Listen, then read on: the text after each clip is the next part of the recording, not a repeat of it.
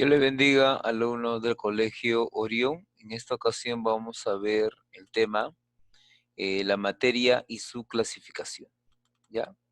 El concepto, ¿qué es materia? Bueno, conocemos como materia un concepto ya muy recurrente que hemos visto desde primaria, ¿no? Que es todo aquello como lugar en el espacio, que tiene forma, tiene una masa definida, tiene color, etcétera. Vamos a ver algo acerca de la estructura, ¿no? Tenemos, por ejemplo, materia dividido o subdividido en muchas partes, desde la parte estructural visible hasta la parte molecular, la cual no se llega a ver, ¿no? Por ejemplo, tenemos aquí en primer paso la materia física, arena, por ejemplo. Esta cuando se parte, ¿no? Se subdivide, podemos obtener un cuerpo, es una partícula de arena. Luego tenemos, cuando esta arena se muele, se llega a obtener partículas de este grano de arena. Luego, si es que se sigue subdividiendo, podemos hallar las moléculas, cual está conformado este polvo de esta arena.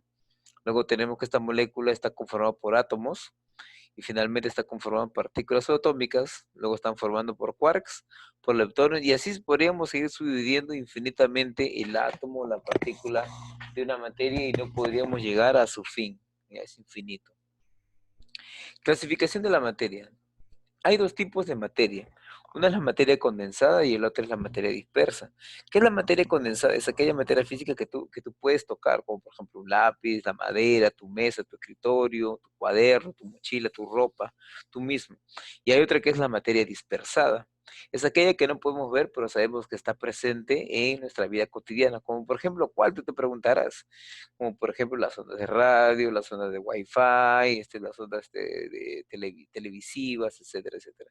Es materia que está dispersa y que nosotros utilizamos para nuestro entretenimiento, ¿no? Por ejemplo, el Wi-Fi del Internet, ¿no? Para ver y analizar todo tipo de videos, documentales que podemos ver, ¿no? O por la tele para estar enterados de las noticias.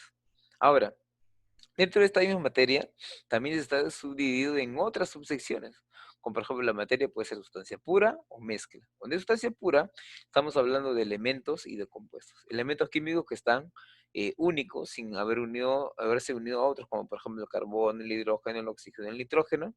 Y en caso de compuestos son aquellos que están unidos, ¿no? En los cuales su unión se puede dar mediante enlace covalente o enlace iónico. Por ejemplo, acá tenemos la molécula del agua, ¿no? El agua, del amoníaco, de la glucosa. Están unidos junto a otros elementos químicos, ¿ya? Por eso se denomina compuesto. Y mezcla. Las mezclas pueden ser de dos tipos, homogénea y heterogénea. Homogénea son aquellos en los cuales llegan a fusionarse de una sola vez, y heterogénea para que lleguen a llegar a combinarse necesitan de varios procesos. Como cuáles, en caso de la homogénea, tú podrías decir que es el agua y el azúcar, ¿no? Tú cuando colocas agua y azúcar, o sea, un vaso con agua y le añades una cucharada de azúcar, automáticamente se empieza a disolver el azúcar. Pero cuando tú colocas, en caso de una mezcla heterogénea, un jugo surtido, ¿no? Donde viene plátano, papaya, manzana, mango, varias frutas, tú lo colocas en un recipiente y no se unen. Para ello, ¿qué tienes que hacer? Tienes que hacer dos procesos. Uno, licuarlo, y el otro, no, uno unirlo y el otro sería licuarlo. Entonces ya cuando tiene más de dos procesos ya se denomina heterogénea. Al igual que el agua y el aceite. Es una mezcla heterogénea porque no se llegan a combinar, pero si es que pasan un proceso, por ejemplo, de licuado, yo licuo el agua con el aceite, si llega a unirse, ¿cierto? Pero está unida de manera heterogénea porque ya tiene más de un solo proceso. Muy bien. Vamos a continuar. A ver, aquí tenemos ejemplos alotrópicos. Ya estos son elementos químicos o compuestos de los cuales se unen en la naturaleza en todo tiempo. ¿Mediante qué? Mediante cambios físicos que ocurren en la naturaleza. Por ejemplo, el oxígeno ozónico, el O3. Este oxígeno ozónico, el O3, para que pueda llegar a fusionarse, tienen que estar a altas temperaturas o bajas temperaturas para poder unirse. Cuando ocurre esto en el medio ambiente, estos átomos de oxígeno llegan a fusionarse en tres y forman lo que se llama el ozono, lo cual nos protege aquí en la Tierra de los rayos ultravioletas. Lo mismo, así como ocurre con el ozono, también ocurre con otros elementos químicos a altas o bajas temperaturas, como por ejemplo el fósforo, cuando se une con otro átomo mismo de fósforo y otro átomo mismo de fósforo y otro de fósforo, forma el fósforo blanco, el P4, o el fósforo rojo, el P6. El azufre, de igual manera. Cuando el azufre se une con otro átomo de su misma especie, puede formar dos átomos de azufre, 4, 6 y 8 cada uno, con diferentes características físicas y químicas diferentes. ¿ya? Por ejemplo, aquí tenemos las durezas en cuanto a algunos elementos que nosotros usamos. Dureza extrema, el diamante. El diamante se dice que es el elemento químico que es el más duro, el más denso, el cual tiene una capacidad de dureza más que cualquier otro elemento químico. Si tú haces chocar un diamante con una roca, el diamante se lo parte, la roca lo destroza. De hecho, en la industria comercial se utilizan muchos taladros que tienen punta de diamante para poder partir ciertos compuestos, ciertos fierros o metales que son extremadamente duros, ¿no? Por ejemplo, que tenemos transistores de alta frecuencia. En estos transistores de frecuencia también tiene elementos químicos, los cuales, por ejemplo, tiene trazas de oro, porque el oro se sabe en la industria electrónica que este oro es un buen conductor eléctrico. Qué bueno sería que todos nuestros efectos fueran a partir de oro, pero el costo sería excesivo. Por eso que se usa el cobre, que es más barato, pero también tiene gran receptividad en cuanto a la transferencia de electrones, ¿no? Sirve bastante, pero el oro es mejor, tiene mejor excelencia. Ahora, pantallas flexibles. ¿Esto de dónde se obtiene? Las pantallas flexibles que todavía están en proceso todavía de desarrollo en muchas naciones, se utilizan mediante átomos de carbono. Estos átomos de carbono lo que hacen es estar unidos de tal manera que hacen que la estructura sea más flexible, no pierda su forma original y hace que muchos de los componentes que en la actualidad algunas empresas ya están colocando en celulares sea aprovechable para ellos, ¿no? Así como también la Internet de alta gama, sensores para diagnósticos, contenedores de hidrógeno, ultracaptadores, todo eso utiliza el átomo de carbono. Átomo de carbono, metales, los cuales adaptados a la tecnología, adaptados a lo que el hombre requiere, pueden ser fácilmente manipulables. Tenemos aquí visión nanoscópica de la materia. Como lo hemos visto en un principio, la materia está compuesta por átomos, está compuesto de compuestos, está compuesto de trazas, está compuesta de mezclas, etcétera. Así como vemos en los gráficos. Todo el conjunto de ellos es la materia. Ahora, tenemos, por ejemplo, las materias según las propiedades que tienen, ¿no? En función a la cantidad de la masa depende y no depende. Por ejemplo, cuando hablamos de dependencia, estamos hablando de propiedades intensivas, ¿no? Por ejemplo, son propiedades las cuales pueden ser rápidamente medibles, palpables, ¿no? Como por ejemplo el peso, el volumen, la masa. Pero cuando hablamos de propiedades intensivas son generalmente aquellas propiedades que generalmente no se puede medir con exactitud, como por ejemplo la expansibilidad, no se puede medir tanto el volumen dilatativo, ¿no? Son propiedades mucho más exclusivas, ¿no? De la materia, pero sí están presentes. Estados de agregación de la materia. Bueno, esto creo que ya lo han visto desde en primaria hasta el cansancio. Estamos hablando del estado sólido, líquido, gaseoso y los otros dos estados de los cuales no se habla mucho, que es el estado plasmático y el estado, ¿cómo se llama? El estado coloidal, ¿no? Son dos estados de los cuales no se habla mucho, pero acá tenemos algunas características de los tres estados que generalmente utilizamos. La característica principal, en este caso en fuerzas de repulsión y fuerzas de atracción. En estado sólido, la fuerza de atracción es alta a comparación de la fuerza de repulsión, y por eso que están unidos todos estas partículas en el estado sólido. En el estado líquido, la fuerza de atracción y repulsión es la misma, o sea, no se atrae, pero tampoco se repele. Pero en el caso del gaseoso, sí, la fuerza de repulsión es alta. Es por eso que un gas no se puede mantener en un solo lugar. El gas, con el viento, se lo lleva. Por eso que la fuerza de repulsión es alta. Y tenemos aquí algunas características en cuanto a su volumen, a su forma, a su compresibilidad, densidad, etcétera. Aquí lo pueden ver, ¿no? Cada una de ellas. Tenemos el otro estado plasmático, que el cual le había hablado un poco de ello. El estado plasmático solamente se puede encontrar en núcleos de soles, en estrellas, o quizás en fuentes de volcán, por ejemplo, el magma. ¿El magma usted qué podría ser? ¿Estado sólido? No, no está en estado sólido. ¿Está en estado líquido? Tampoco. ¿Estado gaseoso? Tampoco. Es por eso que se le llama estado plasmático, porque está unido y el sólido con el líquido, ¿no? Forman este estado plasmático. Ahora, tenemos otro estado que es el estado, a ver, ¿dónde está? ¿Dónde está? ¿Dónde está? Ahí no lo dice, no lo dice el otro estado, el estado coloidal, ¿no? Ya, bueno.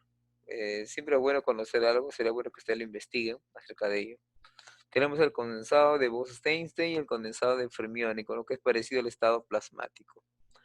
Cambio de estados de agregación. Mira, esto es cuando de un estado, o sea, estoy hablando de los estados principales, cambian de uno a otro. Por ejemplo, cuando cambia de estado sólido a estado líquido se le llama fusión. Cuando cambia de estado líquido a estado gaseoso se le llama gasificación, y cuando cambia de estado gaseoso a estado plasmático se le llama ionización, y viceversa. Cada cambio de un estado a otro tiene un nombre en particular, ¿no? En caso de la sublimación positivo, negativo o la inversa, en caso del estado sólido o estado gaseoso. Fíjese en el gráfico, ¿no? Tienen estas características. Transformación de la materia, dice aquí. Físicas, químicas y nucleares, ¿no?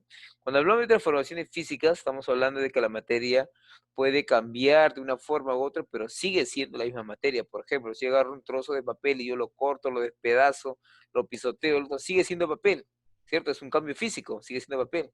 Pero cuando yo hablo de un cambio químico, es cuando ese papel yo ya le meto candela, ¿no? Lo prendo, se convierte en ceniza. Pero es papel, no, se convierte en otro compuesto químico. Entonces ya no vuelve a ser papel. En caso de cambios nucleares es cuando se le añade una partícula a una determinada materia, ¿no? Generalmente estos tipos de experimentación se le hicieron a compuestos químicos que tenían alta reactividad, como por ejemplo el radón, el uranio.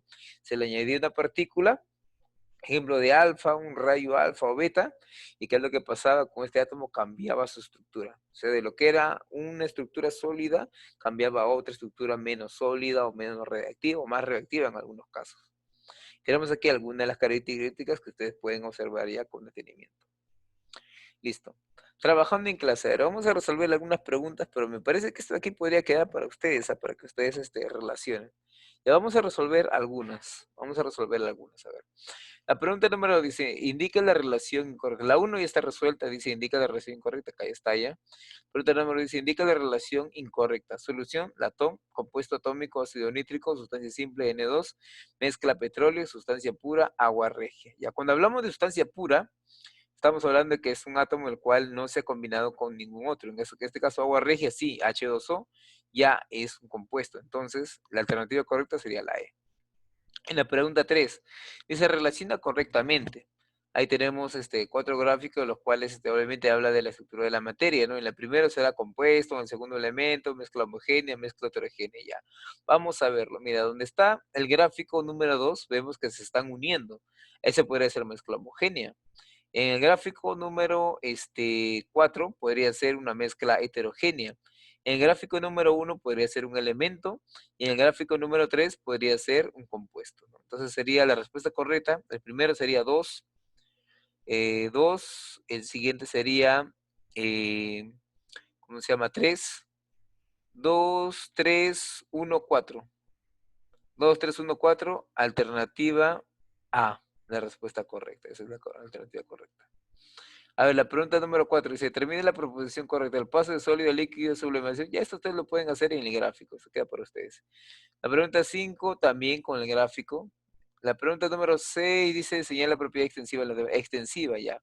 Habíamos hablado de extensivas, son aquellas que no se pueden medir directamente, ¿no? Por ejemplo, el volumen sí se puede medir, la viscosidad también, el punto de fusión, puede ser, dureza sí, temperatura también. Entonces, podría ser el punto de fusión. La alternativa B.